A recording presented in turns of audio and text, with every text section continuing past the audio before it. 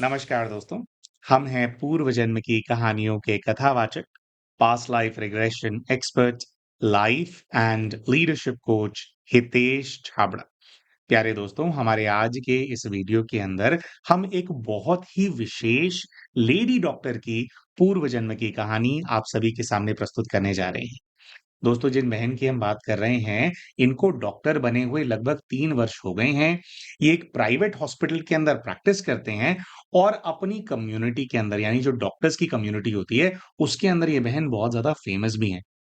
दोस्तों, ये बहन फेमस हैं कुछ विशेष कारणों की वजह से। जैसे उनमें से एक कारण ये है कि इनके जितने भी पेशेंट्स हैं, जो कोई भी इनसे मिलने के लिए आता है, इनका ऑरा, इनकी एनर्जी कुछ इस प्रकार की है कि लोग इनको पसंद बहुत ज़्यादा करते हैं और इनके पेशेंट्स जो कि एक पेशेंट होता है, जो एक इंसान होता है, जो कि बीमारियों से जूझ रहा होता है और ये बहन तो विशेषकर जो कैंसर पेशेंट्स होते हैं, उनका इलाज करते हैं। मतलब इनका कुछ ऐसा प्रोफाइल है कि पिछले 3 वर्षों से ये प्रैक्टिस कर रहे हैं और उसके अंदर कैंसर पेशेंट्स ही ज़्यादातर इनके पास आते हैं।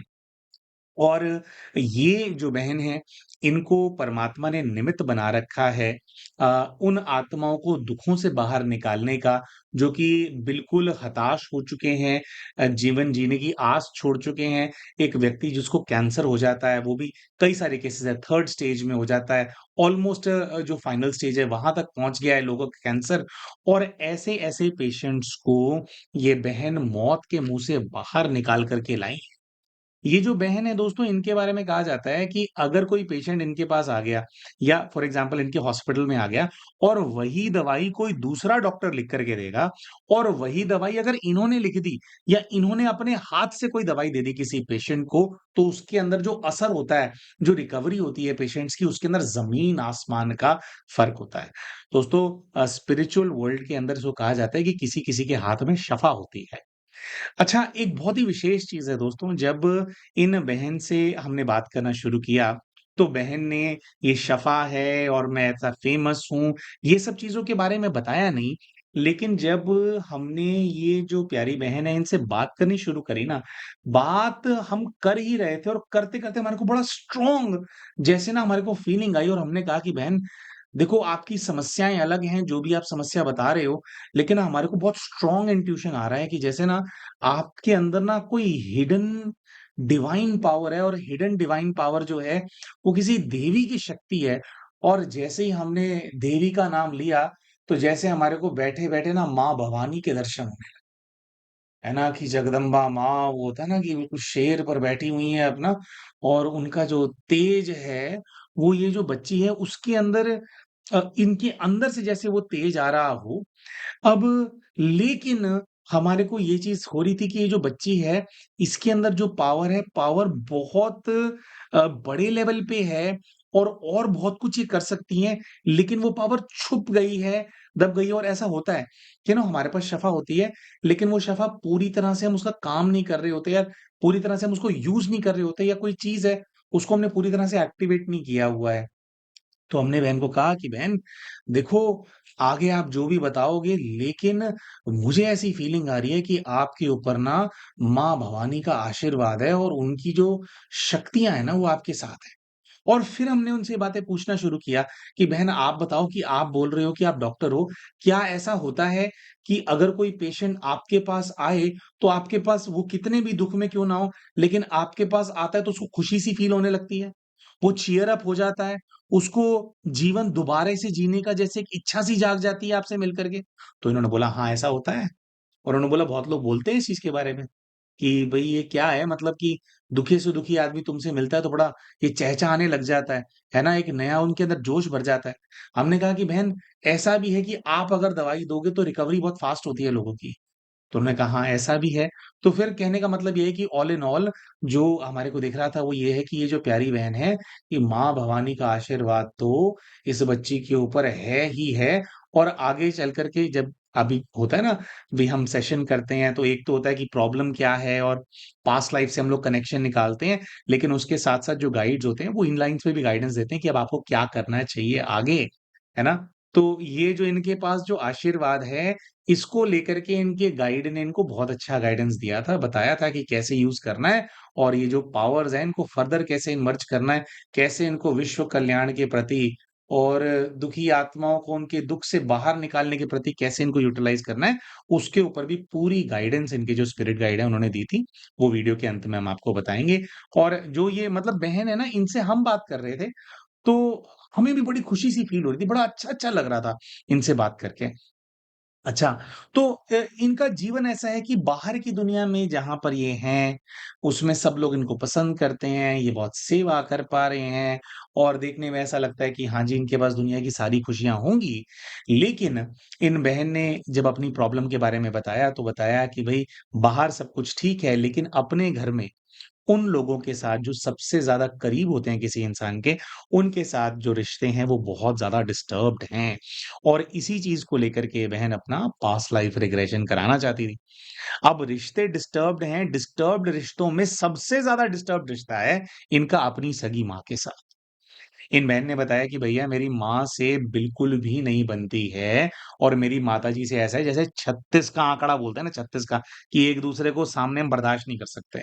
बस ये है कि बंदूकें हैं नहीं घर में वरना एक-दूसरे को गोली मार देते हैं हम लोग। कह रही ऐसा 36 का आंकड़ा मेरी मम्मी के साथ मेरे है। ये कहते हैं कि मेरी मम्मी की एक्सपेक्टेशन है कि जो भी वो कहे, वो मैं करूँ और कहती हैं कि मुझे ऐसा लगता है कि बचपन से ही मेरे अंदर ये बात है कि भई जो तुम कहोगी वो मैं नहीं करूँगी, जो मेरी मर्ज़ी होगी वो ही मैं करूँगी। और ये कह रहे हैं कि भई इस चीज़ को लेकर के एक बहुत बड़ा स्कफल, एक बहुत बड़ा कह रहे अंडर करंट्स है हम दोनों के बीच में। अब हैं माँ-बेटी, तो एक-दूसरे को ये तो नहीं बोल सकते कि तू मेरी दुश्मन या तू मेरी दुश्मन। कह रहे कि लेकिन अंदर से मम्मी को भी पता है कि मैं उनको पसंद नहीं करती हूँ और मुझे भी पता है मैं उनको पसंद नहीं मतलब मुझे भी पता है कि वो मुझे पसंद नहीं करती हैं। तो हमने इनसे कहा कि भई कोई इंसिडेंस बताओ, भई आप ऐसे इतना ज़्यादा बड़ी बात माँ तो माँ होती है, भई भई आप ऐसे कैसे बोल सकते हो कि मम्मी आपको पसंद नहीं करते हैं, है ना? माँ का दिल तो माँ का दिल होता है, ममता की मूरत होती है, तो कैसे? तो उन्होंने कहा कि नहीं सिर्फ मम्मी की तरफ से नहीं है, दरअसल मुझे इन्होंने अपने बारे में बताया, कह रहे भैया मुझे ना बचपन से अपनी मम्मी को देख कर के ना जेलसी होती है। जेलसी होती? कह रही हाँ। ये कहती है कि भैया मैं किस्सा बताती हूँ, बचपन में जब ये मतलब 9-10 साल की रही होंगी, तो इन लोगों को एक फैमिली फंक्शन को अटेंड करना था। अब फैमिली फंक्शन को अटेंड करना है, तो भई सब लोग तैयार हुए होंगे।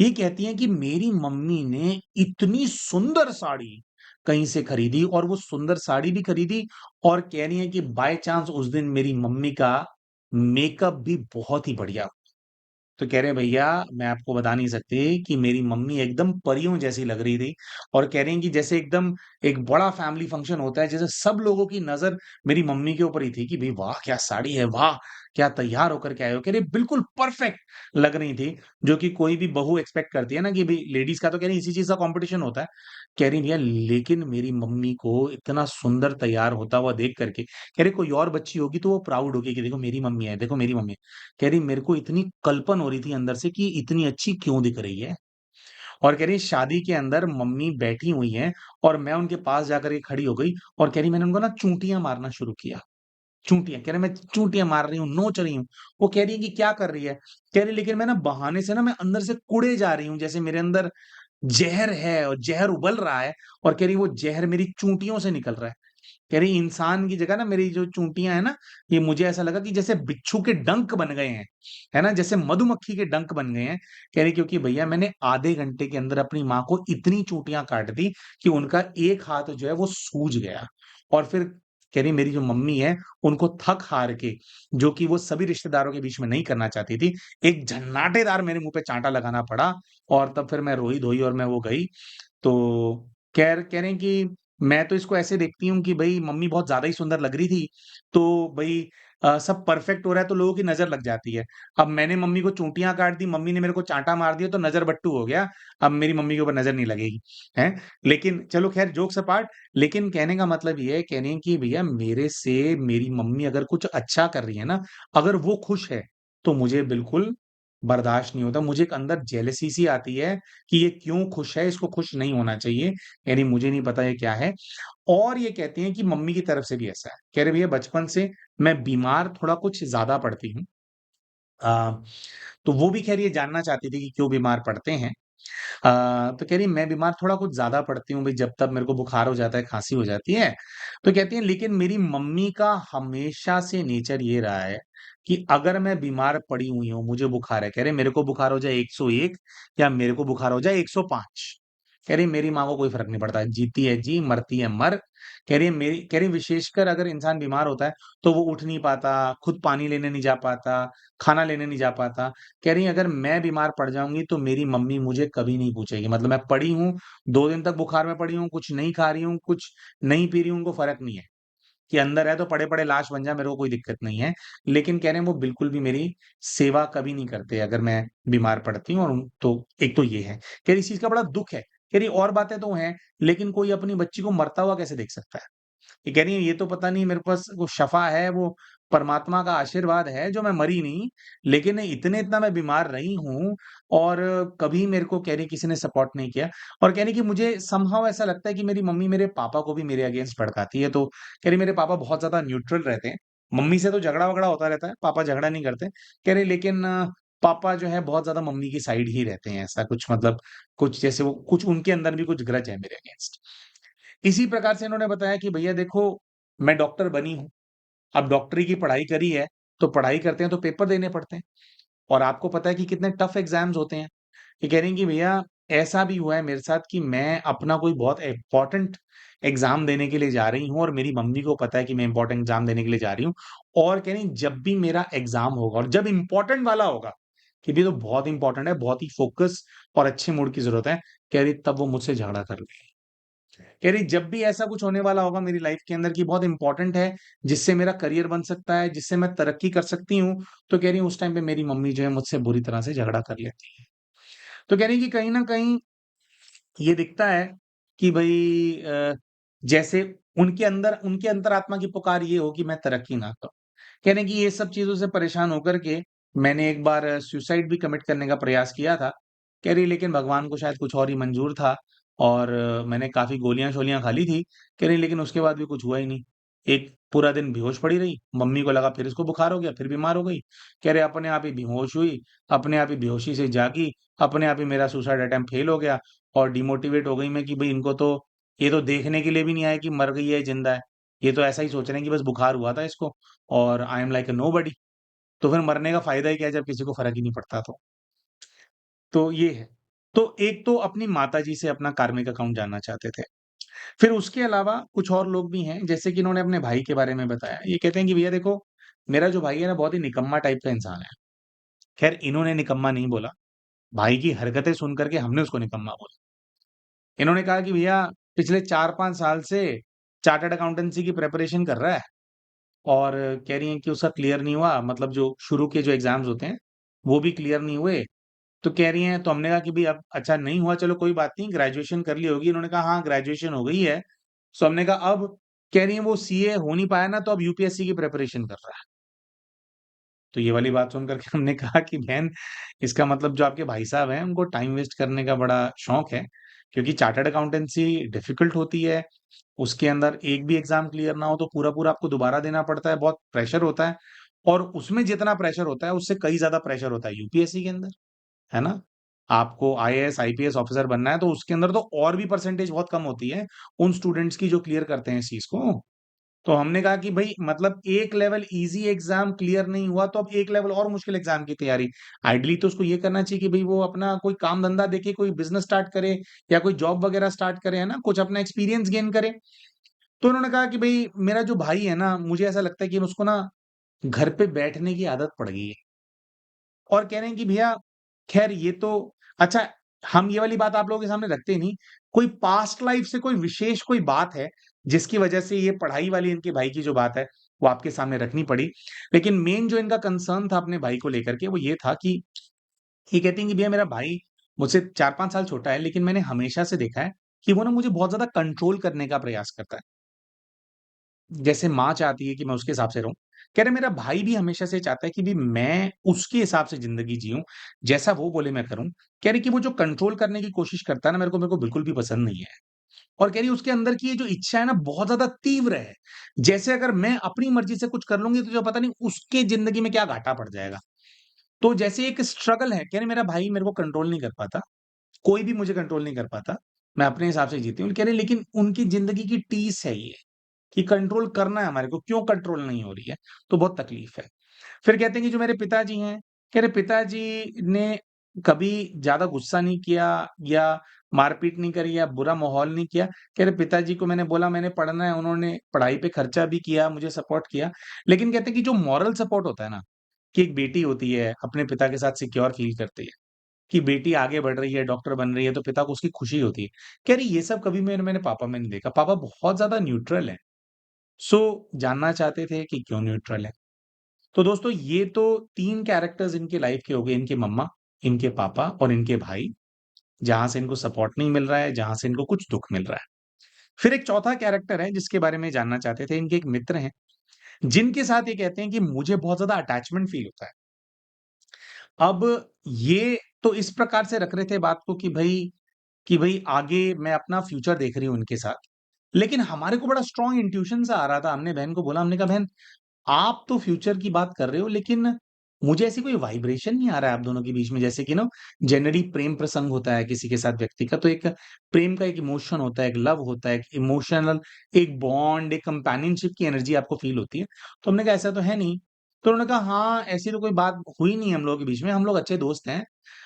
मतलब मैं काफ़ी चीज़ों में इसकी हेल्प वगैरह करती रहती हूँ और कह रहे कि मैं ये हेल्प लेता रहता है मुझसे और कहती हैं कि मैं हेल्प करती रहती हूँ क्योंकि मुझे बहुत ज़्यादा खिंचाव फ़ील होता है इसकी तरफ। तो अभी तक प्यार का इज़हार नहीं हुआ है, लेकिन ये कहती हैं कि मैं उस दिशा में इस रिश्ते को लेकर के जाना चाहती हूँ। तो ये जानना चाहती थी कि भई उनसे भी इनका क्या हिसाब-किताब है मित्र से, पूर्व जन्म का? ऐसा कोई संबंध, कोई रिश्ता कुछ ऐसा है क्या पास्ट लाइफ़ का? तो दोस्तों ये बहन अपने इन सभी जो रिश्तेदार हैं इनके बारे में जानना चाहते थे अपने पास्ट लाइफ के माध्यम से और ये जानना चाहते थे कि भैया बार-बार मुझे बुखार और खाँसी वगैरह जो मैं बीमार हो जाती हूँ बार-बार, ऐसा मेरे साथ क्यों होता है? बचपन से मैं इतनी बीमार क्यों रहती हूँ, बार-बार क्यों होती हूँ? तो इसके बारे में भी जो ये बहन है, ये जानना चाहते थे। तो दोस्तों इन सभी चीज़ों को लेकर के इनका पास्ट लाइफ रिग्रेशन किया गया और आप सभी को बहुत-बहुत हमारे को खुशी होती है ये बताते हुए कि इनके जितने भी प्रश्न हैं, उन सभी प्रश्नों के उत्तर इनके एक ही बार में पास्ट लाइफ रिग्रेशन करने से, इसके माध्यम से ये बहन जो है वो प्राप्त कर पाई थी। सारे उत्तर इनके सामने आ गए थे और उसके साथ-साथ सबसे विशेष चीज़ जो हमने शुरू में बोला, इनके स्पिरिट गाइड का मिला हुआ इनको स्पिरिचुअल गाइडेंस। प्यारे दोस्तों, इन बहन ने अपने पूर्व के जीवन के अंदर क्या देखा, उसके बारे में अभी डिटेल में आप सभी को हम बताएँगे।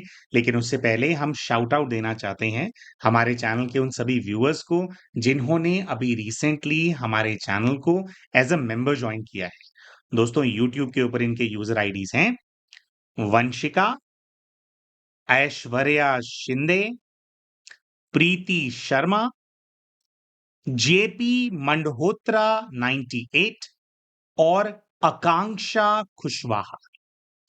दोस्तों अगर आप भी इन भाइयों और बहनों की तरह हमारे चैनल के मेंबर बनना चाहते हैं और हमारे चैनल के मेंबर्स के लिए जो हम एक्सक्लूसिव ग्रुप पीएलआर के सेशंस या हिप्नोथेरेपी के सेशंस हम कंडक्ट करते हैं, उनका आप पार्ट बनना चाहते हैं, तो हमारे इसी वीडियो के नीचे आपको एक जॉइन बटन नज़र आ रहा होगा।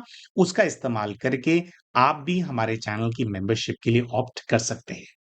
इसके साथ-साथ हम बताना चाहेंगे दोस्तों कि आज 26 जून 2025 है, 26th ऑफ जून 2025 है, जब हम इस वीडियो को हमारे चैनल के ऊपर अपलोड करने वाले हैं और आज से ही 2 दिन बाद हमारे जो चैनल के मेंबर्स हैं, उनके लिए एक ग्रुप पीएलआर का सेशन एक्चुअली सिर्फ ग्रुप पीएलआर नहीं है, group PLR session plus inner child healing का सेशन जो हमारे सभी चैनल के मेंबर्स हैं, उनके लिए एक्सक्लूसिवली शेड्यूल किया गया है, जो कि 28 जून 2025 को शाम 8:30 बजे 8:30 पीएम से लेकर के 10 पीएम के बीच में कंडक्ट किया जाएगा। इस डेढ़ घंटे के अंदर बेसिकली ये जो सेशन है, इसके अंदर आपके इस जीवन का कोई भी एक कैरेक्टर या कोई भी एक समस्या को लेकर के आप अपना ग्रुप पीएलआर करा सकते हैं और अगर कोई जैसे चाइल्डहुड ट्रॉमा होता है, तो उसको हील करने में जो है, जो इनर चाइल्ड हीलिंग है मतलब उससे काफ़ी फ़ायदा होता है। तो बेसिकली जो भी हमारे चैनल के मेंबर्स हैं उनको यूट्यूब लाइव के माध्यम से इस सेशन के अंदर वो जो लोग हैं जुड़ पाएँगे। तो अगर आप इस ये जो स्पेसिफिक जो सेशन है, अगर आप इसका पार्ट बनने के बारे में सोच रहे हैं, तो जैसा कि हमने बताया, वीडियो के नीचे आपको जॉइन बटन नज़र आ रहा होगा, उसका इस्तेमाल करके आप चैनल की मेंबरशिप के लिए ऑप्ट कर सकते हैं। आइए दोस्तों, अब बात करते हैं कि जब ये बहन अपने पूर्व के जीवन के अंदर गई, तो किस प्रकार का जीवन जो है वो इनके सामने आया। तो जो सबसे पहला दृश्य ये देखते हैं, उसके अंदर ये देखते हैं कि ऊपर की तरफ देखा तो खुला आसमान है और आसमान की तरफ ध्यान से देखते हैं तो कहते हैं कि सुबह का टाइम लग रहा है, अभी सुबह-सुबह का टाइम। नीचे देखते हैं तो बताते हैं कि कच्ची ज़मीन है, मिट्टी वाली ज़मीन, इस पे सूखी मिट्टी मुझे फ़ील हो रही है। पैरों में ये कहते हैं कि जैसे हम बोलते हैं कि भई मिट्टी के ऊपर अपने पैर देखो, तो ये बताते हैं कि पैरों के अंदर सफ़ेद रंग के जूते मैंने पहने हुए हैं, व्हाइट कलर के शूज़ हैं। पैरों से ध्यान ऊपर लेकर के जाते हैं तो व्हाइट कलर की धोती है और ऊपर लेकर के जाते हैं तो कहते हैं कि व्हाइट कलर का मैंने कुर्ता पहना हुआ है, तो कह रहा है I am all dressed in white. White कुर्ता, व्हाइट धोती और व्हाइट जूते। जूते हैं या सैंडल हैं, थोड़े से कन्फ्यूज़ हो रहे थे, लेकिन व्हाइट कलर का है जो कुछ भी मैंने पहना है। अच्छा, तो ऑल इन ऑल ये अपने आप को एक महिला ना देख करके बल्कि एक पुरुष के रूप में देख रहे थे, जिसको ये कहते हैं कि लगभग मुझे 30 से 35 वर्ष की आयु का ये पुरुष जो है, वो नज़र आ रहा है। चेहरे पर ध्यान लेकर के जाते हैं तो कहते हैं कि हाँ, दाढ़ी-मूँछें हैं, लेकिन दाढ़ी-मूँछें काली हैं। तो हम इनसे पूछते हैं कि भई ये तो बड़ा कोई रुआबदार सा लग रहा है, अपने ऑल व्हाइट में है ना? कोई नीटली ड्रेस्ड व्यक्ति की वाइब आ रही है मेरे को, तो ये कोई अमीर आदमी है क्या? तो ये अपने आप को देखते हैं और कहते हैं कि नहीं, ना अमीर है, ना गरीब है, मिडल क्लास लग रहा है। अच्छा, मिडल क्लास आदमी है तो क्या कर रहा है? तो ये कहते हैं कि पीपल का एक पेड़ है, काफ़ी घना है पीपल का ये पेड़, उसके नीचे कुर्सी डाल करके बैठा है, लकड़ी की एक कुर्सी है, लकड़ी की एक चेयर है, उसपे बैठा है, एक टाँग के ऊपर दूसरी टाँग रख कर के। अच्छा, और क्या हो रहा है? तो ये कहते हैं कि आस-पास मुझे 5 से 6 लोग महसूस हो रहे हैं और सब के सब पुरुष हैं। तो यहाँ पर दोस्तों हम इनसे कहते हैं कि भई उनको बुलाओ, उनसे पूछो देखो आपको जानते हैं क्या? क्योंकि जनरली दोस्तों जब हम ये सारे सेशंस करते हैं और उसके अंदर भई रिश्तेदार क्यों परेशान करते हैं? जनरली ऐसी कहानी निकल कर के आती है कि व्यक्ति ज़मींदार रहा होगा, अपने जो मज़दूर हैं या जो नौकर हैं, जो उनके पास काम करते थे, उनको तंग करता होगा। तो जब इन्होंने कहा कि भई मिट्टी वाली जगह है, तो हमारे को लगा खेत-वेत में बैठे होंगे और आस-पास लोग हैं, तो हमारे को लगा इनके लिए काम करते होंगे, तो हम तो उसी ज़ोन में चले गए। लेकिन दोस्तों अपैरेंटली इस केस के अंदर कुछ और ही निकला। तो हमने इनसे पूछा कि ये 5-6 लोग जो हैं, ये आपके लिए काम करते हैं क्या? तो उन्होंने कहा नहीं मेरे लिए काम नहीं करते। तो हमने कहा कि उनका फाइनेंशियल स्टेटस कैसा है? तो कह रहे मेरे जैसा ही है। कह रहे फ़र्क बस इतना है मैंने धोती कुर्ता पहना हुआ है, ये लोग कुर्ते पजामे पहन के घूम रहे हैं। कह रहे मेरे ऐसे से ही हैं। तो हम उनको कहते हैं कि भई उनसे बात करो देखिए क्या है? तो सामने से जो व्यक्ति है उससे पूछते हैं तो वो इनका नाम लेते हैं। हम इनसे पूछते हैं कि उनसे पूछो तुम मुझे जानते हो? तो कहते हैं हाँ जानते हैं। लेकिन इन्होंने कहा कि जो उन्होंने बोला ना कि जानते हैं, बहुत गुस्से में बोल रहा है मेरे को। तो हमने इनसे पूछा कि भई कौन बोल रहा है गुस्से में? क्या है? क्या नाम है आप जानते हो? तो उन्होंने कहा हाँ, हमारे गाँव का ही रहने वाला है, केशव नाम है इसका। मैंने कहा उसका नाम केशव है और आपका नाम क्या है? तो जैसे हमने पूछा तो इन्होंने कहा कि केशव मुझे ज्योतिबा बोल रहा है, ज्योतिबा।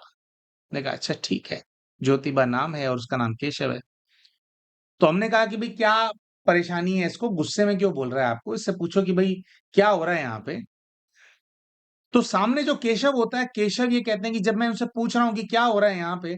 तो कह रहे वो एकदम आग बबूला हो गया है और वो बोल रहा है कि हुआ नहीं है, होने वाला है और तुम करने वाले हो और जो तू करने वाला है, वो मैं तुझे करने नहीं दूँगा। तो हमने कहा भाई ऐसी कौन-सी तोप चला रहे हो आप? क्या कर रहे हो? स्मगलिंग कर रहे हो क्या यहाँ पे? ये इतना क्यों भड़क रहा है ये? तो ये उनसे काफ़ी पूछते हैं, तो सामने से जवाब आता है कि तुम यहाँ पर लड़कियों को नहीं बिठाओगे।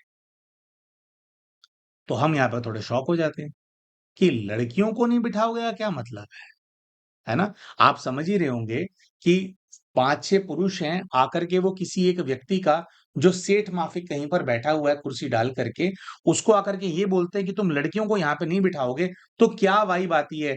क्या आपको थॉट आता है? अब हमारे को तो ये जो बहन है, हमने इनसे बात करी थी, हमारे को तो बड़ी पॉजिटिव और एक बहुत ही एक अच्छे इंसान वाली वाइब आ रही थी। तो और यहाँ पे बात कुछ ऐसी और थी जैसे कुछ गलत करता हूँ। तो हमने इनसे पूछा कि भई उनसे बोलो कि भई लड़कियों को बिठाना क्या? क्या करता हूँ मैं यहाँ पे? तुम मुझे बताओ। लड़कियाँ आएँगी तो क्या करेंगी? केशव से पूछो ये वाली बात। तो ये कहते हैं कि केशव बोल रहा है कि तू ये जो लड़कियों को पढ़ाना तुमने शुरू कर दिया है ना, कह रही ये ठीक नहीं है।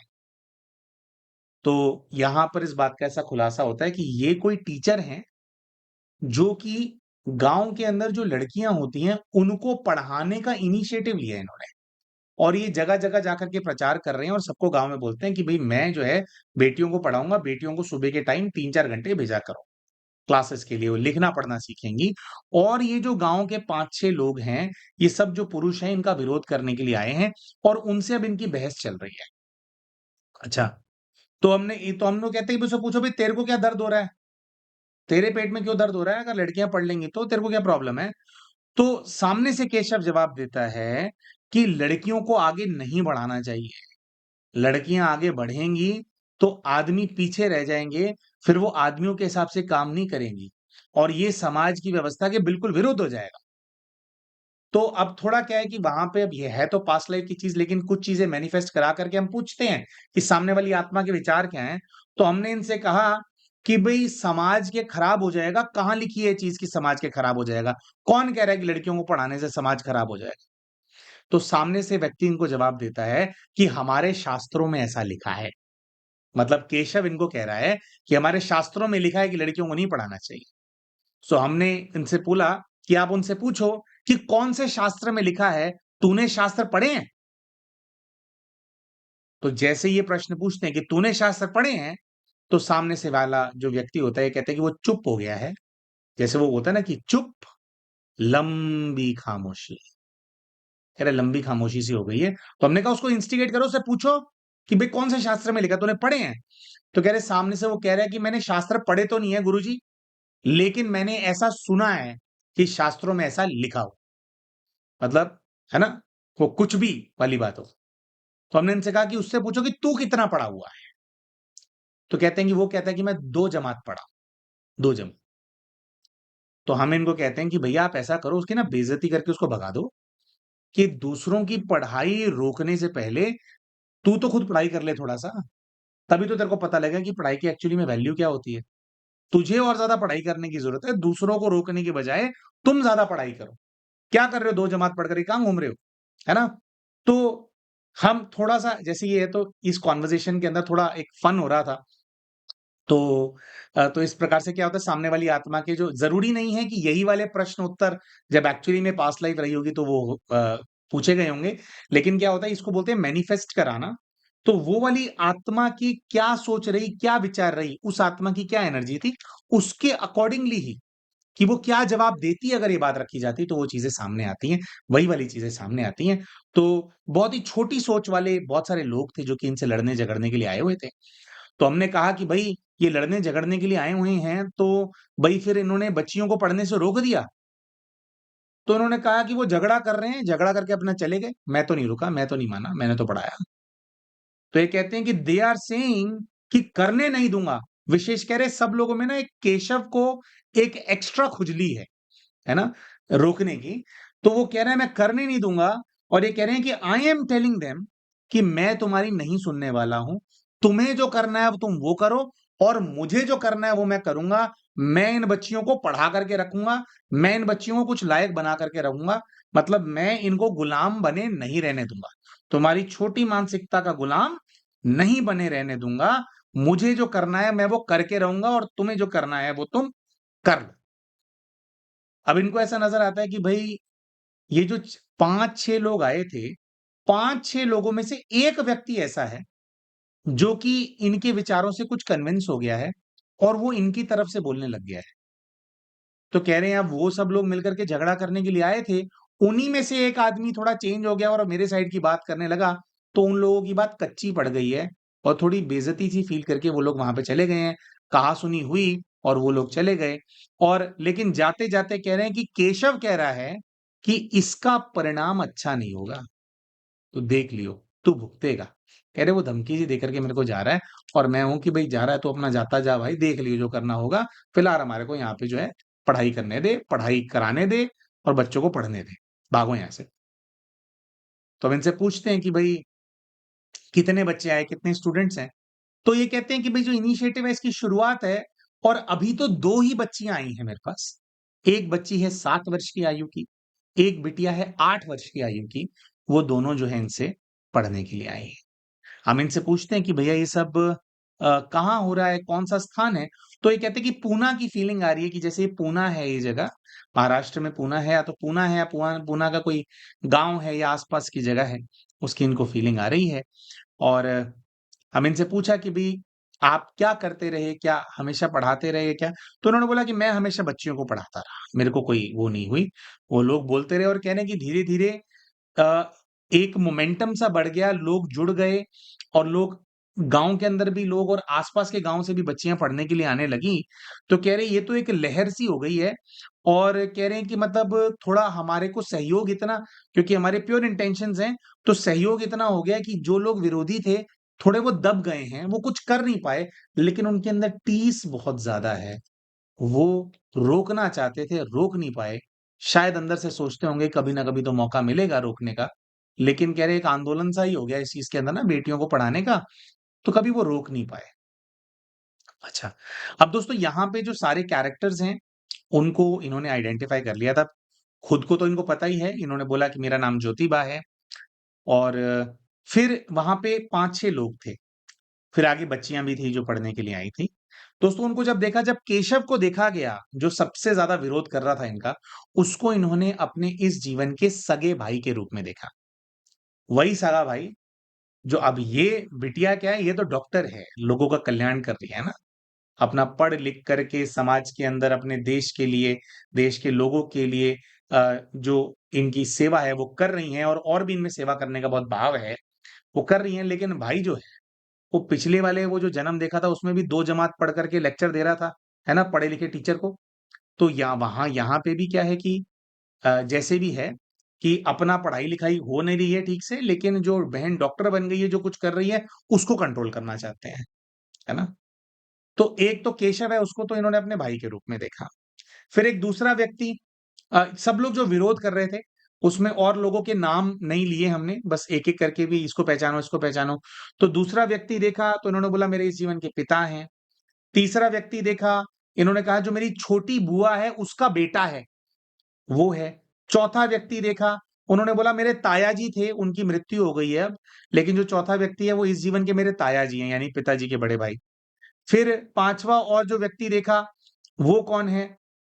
तो उसको इन्होंने देखा तो जो 5वां व्यक्ति है या जो छठा व्यक्ति है जो सामने आया था, ये वो वाला था जो कि इनके सपोर्ट में बोलने लग गया था और उसको इन्होंने देखा उस मित्र के रूप में, जिस मित्र की ये समय-समय पर सहायता करते रहते हैं, जो कुछ परेशान चल रहा है अपने जीवन के अंदर, जिसके प्रति इनको अटैचमेंट, इनको खिंचावट फ़ील होती है। दोस्तों क्या ये अटैचमेंट इसलिए फ़ील हो रहा था कि भई उन्होंने इनको सपोर्ट किया था थोड़ा बहुत? हाँ, क्या इसलिए था या और भी कुछ कारण था? वैसे और भी कुछ कारण था, तो वो भी सामने आया। तो बहरहाल तो ये सारे कैरेक्टर्स हैं। बाकी फिर हमने पूछा कि भई आपके माताजी से 36 का आंकड़ा है, तो भाई को तो देख लिया, पिता को तो देख लिया, लेकिन इनका इतना ज़्यादा नहीं है। मेन तो आपके माताजी हैं। तो माताजी हैं क्या इस लाइफ़ के अंदर? तो उन्होंने कहा कि नहीं मेरी माताजी तो इस जीवन के अंदर नहीं है। फिर दोस्तों इनको इनके गाइड के पास भेजा गया और गाइड ने फिर इनको बताया कि भई ये जो आपने अभी लाइफ़ देखी है, इस लाइफ़ के बाद एक और लाइफ़ है। मतलब ये वाली लाइफ़, फिर एक और लाइफ़ हुई और फिर उसके बाद अब वाली तुम लाइफ़ के अंदर हो। तो इन दोनों लाइफ़्स के बीच में एक और लाइफ़ है, जिसके अंदर तुम्हारी जो माँ है, उससे तुम्हारा बहुत स्ट्रॉन्ग कार्मिक अकाउंट है, कार्मिक कनेक्शन है। अब वो तुम्हें देखना है तो फिर उन्होंने एडवाइस किया कि दूसरी वाली लाइफ़ के अंदर जाओ, तो बेटा पता लगेगा कि माँ से क्या कनेक्शन है। अब दोस्तों यहाँ पे हम थोड़ा-सा पहले आप लोगों को बता देना चाहते हैं दूसरी लाइफ़ देखने से पहले, कि जो कैरेक्टर इन्होंने बताए थे, उनका हमने कुछ रिसर्च किया था मतलब रिसर्च क्या गूगल किया, नाम किया तो ज्योतिबा फूले नाम से एक सोशल रिफॉर्मर रहे हैं 19th सेंचुरी के अंदर यानी फ्रॉम 1823 टिल 1890s ये थे एग्ज़ैक्ट तो डेट मेरे को याद नहीं बट लाइक इसी एरा के थे। लेट 1800s में इन्होंने अपना शरीर छोड़ दिया था और अर्ली 1800s में इनका जन्म हुआ था। तो इनकी जो पूरी जो जीवन की यात्रा है, वो महिला सशक्तिकरण और जो पिछड़े वर्ग के जो लोग होते हैं, है ना? जिनके साथ भेदभाव किया जाता था जो अलग-अलग वर्णों में होते हैं, उसके चलते है ना बहुत सारा भेदभाव होता है। तो उसको लेकर के बहुत सारे सोशल रिफॉर्म्स ये लेकर के आए थे। मतलब महाराष्ट्र के बहुत बड़े सोशल रिफॉर्मर थे श्री ज्योतिबा फुले जी। तो इन्होंने बेसिकली अपने आप को उस रूप के अंदर देखा और देखो दोस्तों पुण्य आत्माएँ जो होती हैं, जो इतना सेवा करके आ रही होती है ना, वो क्या होता है आत्माएँ अपना पैटर्न फ़ॉलो करती हैं। कहीं न कहीं आज अपने जीवन में कई सारी समस्याएँ ये फ़ेस कर रहे हैं, बहुत ज़्यादा बीमार रहते हैं बचपन से, लेकिन जो आत्मा के अंदर जो क्वालिटी है सेवा करने की, कल्याण करने की, कहीं न कहीं आत्मा फिर अपना वो मार्ग ढूँढ लेती है और सेवा के मार्ग पे, विश्व कल्याण के मार्ग पे आगे बढ़ जाती है, अग्रसर हो जाती है। तो बहन का आज का जो पाठ है वो भी बहुत सुंदर है, बहुत ही कल्याणकारी है। जिससे ये थोड़ा भटक रही थी, उसके बारे में हम ये बताएँगे क्यों भटक रही थी, क्या इनकी सोच है और लास्ट में गाइड ने इनको क्या खोला वो भी बताया। लेकिन हमें बड़ी खुशी हुई ये जान कर के कि इनका जो पाठ है वो ज्योतिबा फूले जी का जो पाठ था, वो इनका जो है निकल कर के सामने आया। तो आइए दोस्तों अब बात करते हैं कि वो जो दूसरी लाइफ के अंदर ये गए, तो क्या दृश्य सामने आए, क्या कार्मिक कनेक्शन जो है निकल कर के आया। दोस्तों इस बार ये वाली जो लाइफ है इसके अंदर ये अपने आप को एक महिला के रूप में ही देखते हैं। ये ऐसा देखते हैं कि इनकी लगभग 25 से 30 वर्ष की इनकी आयु है।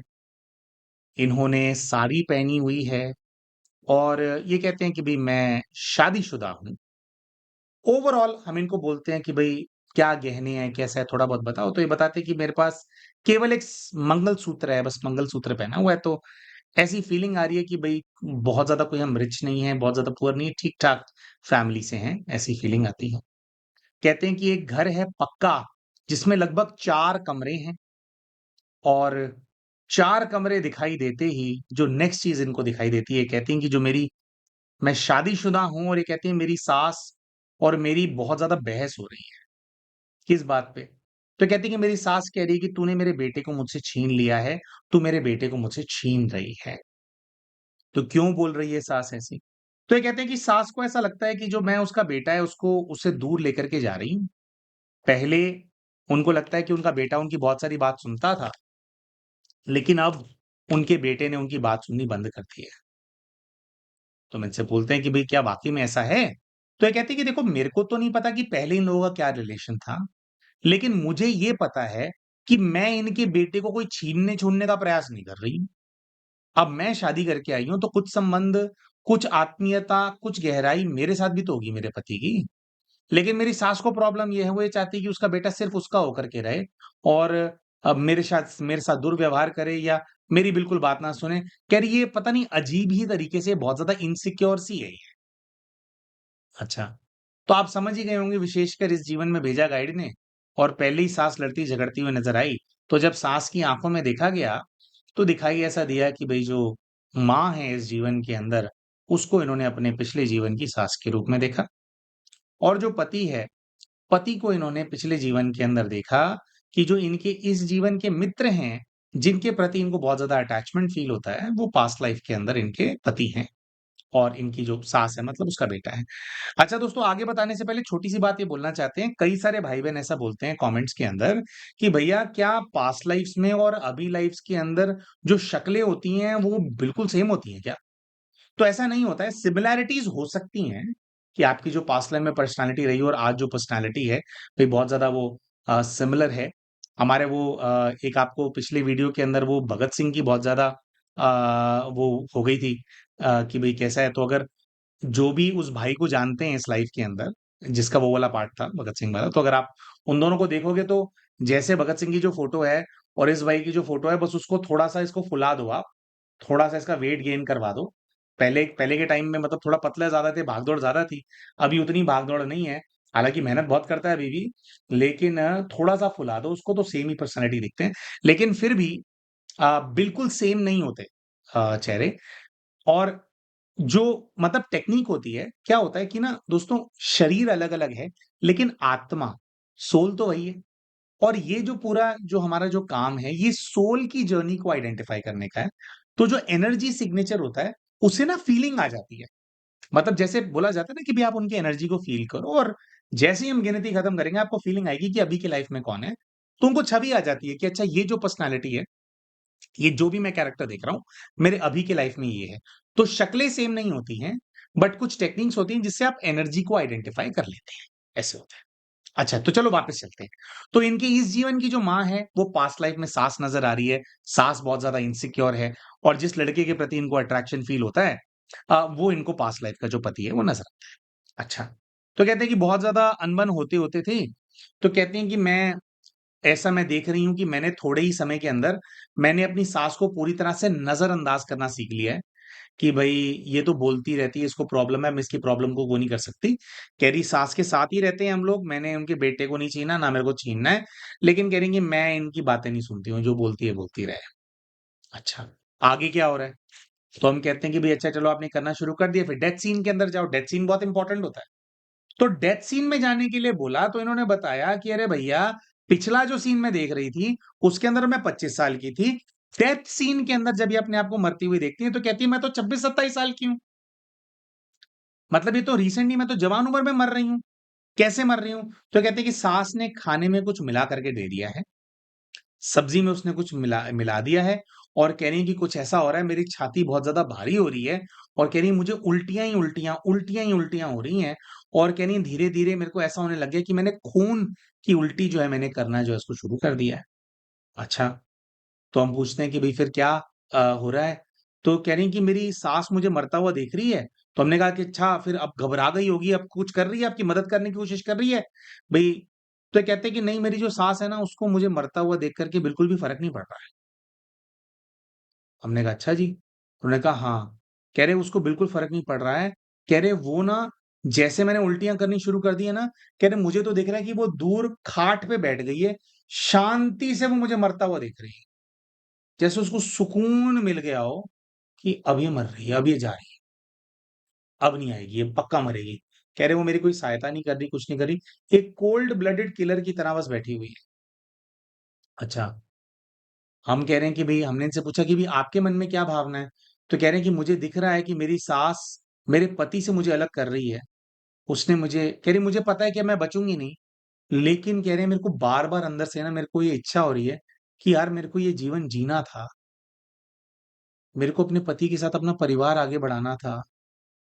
कह रहे मैंने ऐसा क्या बिगाड़ा था कि क्यों कर रही है ऐसे? कह रहे झगड़ा कौन-सी सास-बहू के बीच में नहीं होता। कह रहे मैं ना बड़ी हैरान-सी हूँ और कह रहे उसको देख कर के ना मेरे को ना वो आ रहा है कि भई ये कैसे ये निर्दयी टाइप की इंसान है कि मारा तो मारा लेकिन उसके बाद भी इसके चेहरे पे शिकन नहीं है। इसको कोई पछतावा नहीं है, मुझे मार रही है, बताओ मैं मर रही हूँ। तो कहते हैं फिर ऐसे दिखते-दिखते खून की उल्टियाँ करी, करते-करते कह रही गिर गई हूँ। गिर के मेरा अब दम घुट रहा है। दम घुट के कह रहे हैं धीरे-धीरे, धीरे-धीरे कह रहे वैसे तो काफ़ी कष्टदायक मेरे को मौत नज़र आ रही है।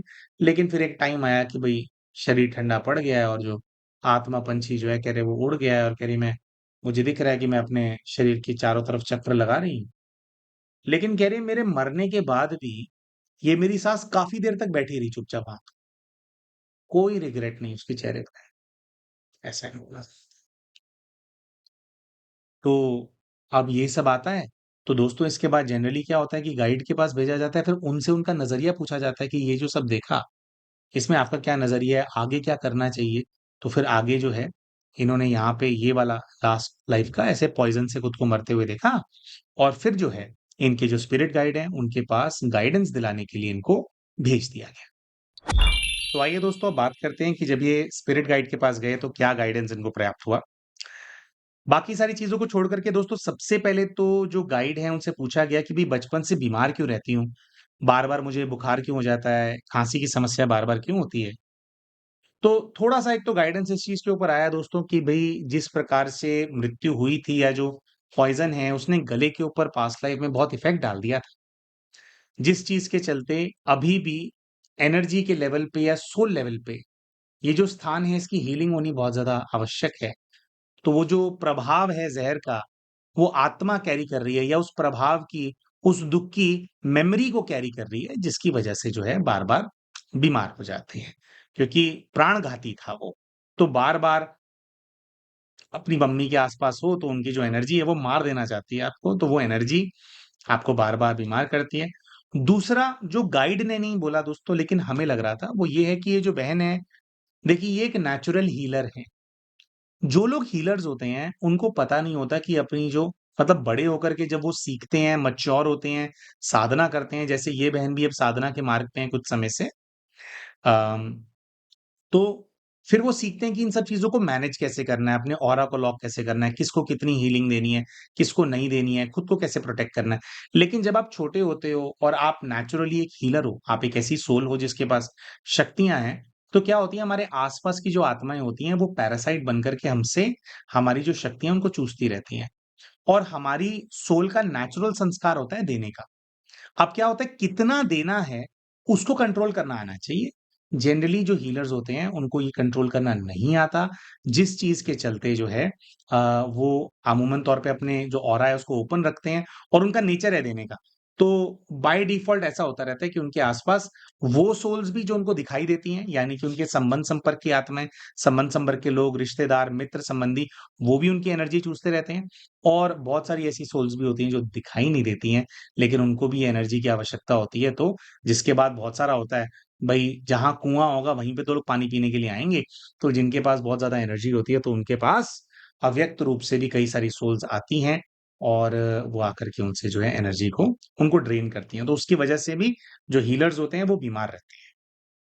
अच्छा, तो ये पूछा गया। अच्छा, फिर ये पूछा गया कि भई अच्छा ये जो अब जो मित्र है, भई वो पिछले जीवन में पति था और उसके साथ जीने की इच्छा जो है, वो मेरी रह गई थी। तो अब इस जीवन के अंदर वो इच्छा पूरी होगी या नहीं होगी? या मुझे उसको वैसे परस्यू करना चाहिए या नहीं करना चाहिए? सरप्राइज़िंगली दोस्तों, इनके गाइड ने इनको स्ट्रिक्टली मना कर दिया कि उसके चक्कर में तुम्हारे को नहीं पड़ना है। क्यों नहीं पड़ना है? तो गाइड ने बोला कि ही विल यूज़ यू, वो सिर्फ़ तुम्हारा इस्तेमाल करेगा और गाइड ने बोला कि वो अभी तुम्हारी दोस्ती का इस्तेमाल ऑलरेडी कर रहा है। वो एक्चुअली में इतना परेशान नहीं है, जितना परेशान तुम्हारे को वो खुद को दिखाता है और तुमसे पैसे और दूसरे तरह की जो मदद है, उसको खींचता रहता है। तो यहाँ पे भई हम तो थोड़े हैरान हो गए कि भई ये क्या बात हो गई?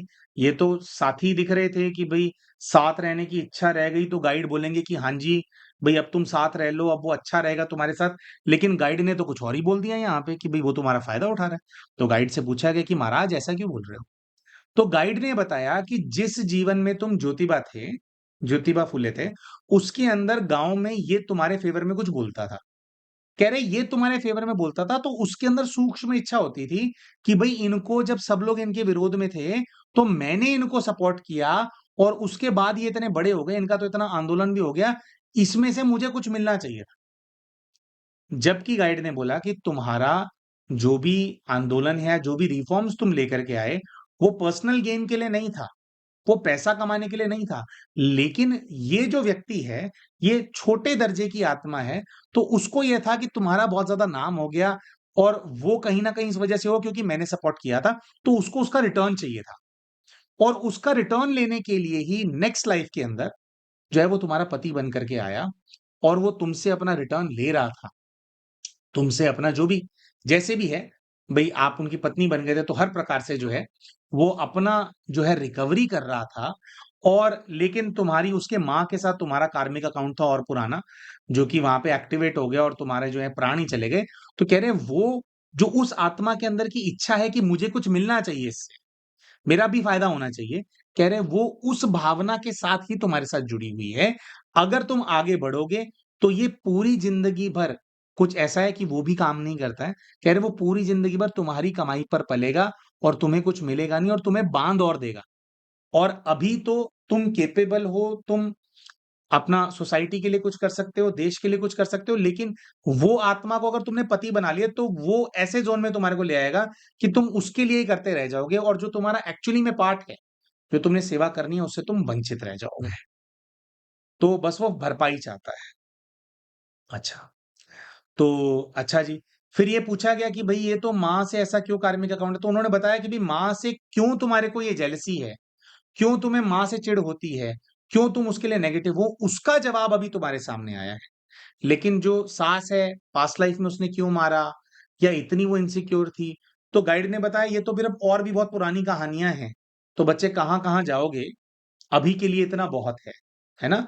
लेकिन इनको इस बात का आइडिया मिल गया कि बचपन से इनको अपनी माँ क्यों नापसंद है, क्योंकि पिछले जीवन में सास थे और वो इन्होंने उन्होंने इनको मार दिया था। आगे अब क्या करना है? तो गाइड ने बोला माँ, भाई, पिताजी को माफ कर दो। तो माफ कर दो बोला, तो हमने गाइड को बोला, हमने कहा कि आप उनसे पूछिए कि महाराज अगर माफ कर देंगे, तो क्या वो लोग सुधर जाएँगे? तो गाइड ने कहा नहीं, नहीं सुधरेंगे। वो लोग जैसे हैं वो वैसे ही रहेंगे। लेकिन गाइड ने कहा कि बच्चे आज तुम्हें ये सब कुछ इसलिए दिखाया गया ताकि तुम जो आत्मा की जो तुम्हारी यात्रा है, जो तुम्हारे जीवन की सच्चाई है, जो सत्य है, तुम उसको देख सको और तुम्हें पता लगे कि ये सिर्फ कार्मिक अकाउंट्स हैं और उनको माफ इसलिए करना है ताकि तुम आगे बढ़ सको। तुम माफ नहीं करोगे, तो इन्हीं लोगों के साथ एन्टेंगल्ड रहोगे, सोचते रहोगे कि वो ऐसा क्यों करते हैं, वो वैसा क्यों करते हैं। गाइड ने कहा कि बच्चे माफ करो और आगे बढ़ो। गाइड ने थोड़ा-सा इन लाइन्स पे भी बात करी कि आत्माएँ होती हैं, उनकी ना अलग-अलग फ्रीक्वेंसी होती है। जो आत्माएँ बड़ा कार्य करने के लिए आई हैं, वो सेल्फ इंट्रोस्पेक्शन वाली होती हैं।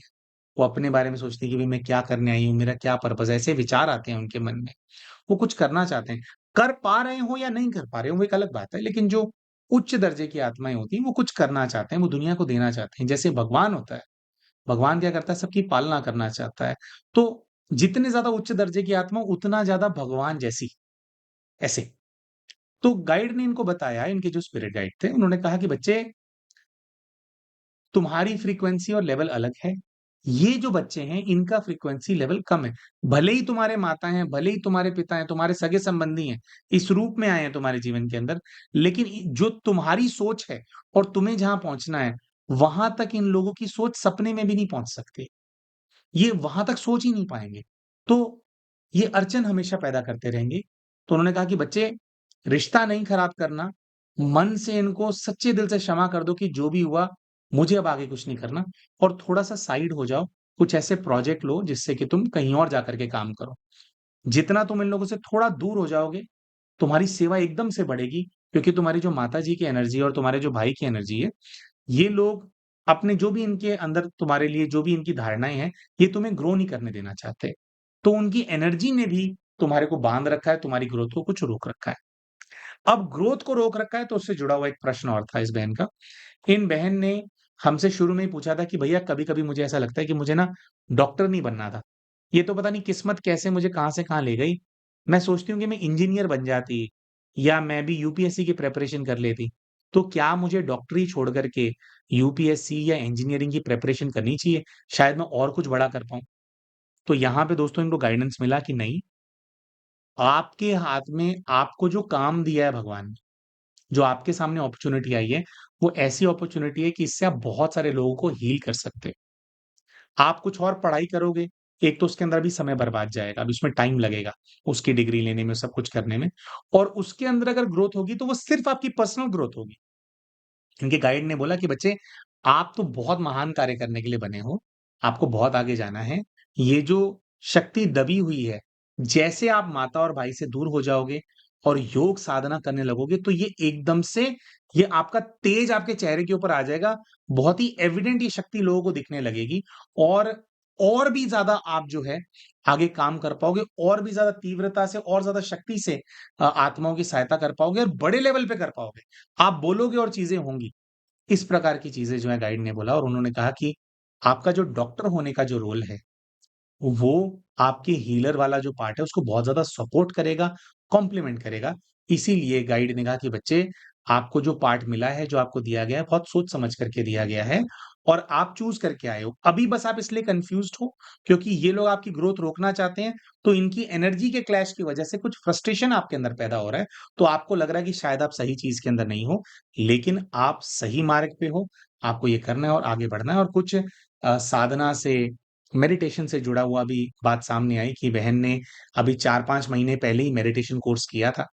पहले ठीक से नहीं कर पाए थे, अभी 1 महीना पहले इन्होंने पूरा किया और बहन ने ये भी बताया कि भैया जब से मैं योग कर रही हूँ और डेली क्लासेस कर रही हूँ, तो कह रहे हैं कि मैं काफ़ी स्टेबल हो गई हूँ, और ज़्यादा स्टेबल हो गई हूँ। कह रहे हैं मैं काफ़ी पहले वीक रहती थी, और ये वाली बात जो सामने आई कि लोग पैरासाइट्स होते हैं, तो कहते हैं वाक़ई में बहुत ज़्यादा मुझसे एनर्जी ले रहे थे, लेकिन मैं जो योग कर रही हूँ, साधना कर रही हूँ, उससे मेरे को फीलिंग आ रही है कि मैं अपने आप को काफ़ी फुलफ़िल कर पा रही हूँ। तो मैं और देने में कैपेबल हो गई हूँ, और ज़्यादा सक्षम हो गई हूँ। मेरे पास काफ़ी पावर, काफ़ी एनर्जी रहती है। तो ये जो बहन है, उनकी पूरी यात्रा, बहुत ही सुंदर सी यात्रा जो है सामने आई इनके पास्ट लाइफ रिग्रेशन के माध्यम से। दोस्तों, हम आशा करते हैं कि जो केस हमने शेयर किया, केस आपको बहुत पसंद आया होगा। और अगर आप भी इन बहन की तरह जो आपकी हिडन पावर्स हैं, उनको जगाना चाहते हैं, आप साधना सीखना चाहते हैं, मेडिटेशन सीखना चाहते हैं, आप सीखना चाहते हैं कि कैसे परमात्मा से कोई भी कार्य हमारे को करना है, तो परमात्मा से जुड़े रह कर के कैसे वो कार्य किया जा सकता है, और वो हमें किस दिशा में आगे लेकर के जाना चाहते हैं, है ना? वो उनसे टचिंग्स कैसे प्राप्त की जा सकती हैं, कैसे उस मार्ग पे चला जा सकता है जो परमार्थ है ना? जो सत्य मार्ग है, जो अ, कल्याण का मार्ग है, जिससे हम अपना भी कल्याण करते हैं, समाज का कल्याण करते हैं, देश का कल्याण करते हैं, दुनिया का कल्याण करते हैं, है ना? और वो कल्याण करने की शक्ति और दिशा हमारे को मिलती है। अगर आप भी इस दिशा में आगे बढ़ना चाहते हैं, और आप क्यों विशेष हैं ये जानना चाहते हैं, तो आप भी जो ये एक फ्री मेडिटेशन कोर्स है, जिसकी हर महीने क्लासेस होती हैं, अगर आप उसको जॉइन करना चाहते हैं, तो हमारे इस वीडियो के पिन्ड कमेंट के अंदर 15 जुलाई से शुरू होने वाला जो कोर्स है, उसके ग्रुप का एक लिंक जो है वो हम शेयर कर देंगे। आप उस ग्रुप को जॉइन कर सकते हैं, और निःशुल्क जो ये मेडिटेशन है, जो ये कोर्स है, जो साधना है, उससे आप जुड़ सकते हैं। अपना और विश्व का कल्याण करने में अपना जो आपका पार्ट है, उसको प्ले कर सकते हैं। तो आप सभी के लिए शुभ भावना के साथ, और इस भावना के साथ कि आप भी विश्व कल्याण के कार्य के अंदर अपना पार्ट बहुत ही अच्छे से निभाएँगे। खुद को और सर्वात्माओं को बंधन मुक्त करने में अपना पार्ट अब आप प्ले करेंगे। इस शुभ भावना के साथ आप सभी को हम आज आपसे विदा लेते हैं। तो मिलते हैं आप सभी के साथ अपनी अगली वीडियो के अंदर। तब तक के लिए नमस्कार।